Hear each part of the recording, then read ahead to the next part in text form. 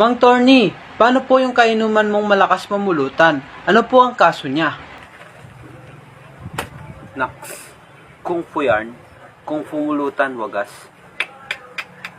According to Refrigerator Act 3456 of Anti-Abnormal Digestive System Reverse Penal Code, Ang sobrang pamumulutan sa inuman ay isang kasong kriminal ayon sa aking sariling batas at kailangan panagutin ang sino mang magkasala dito. Makakasuhan ang kainuman mo para sa paglabag ng Tricycle 4523 na too much pollutant abuse.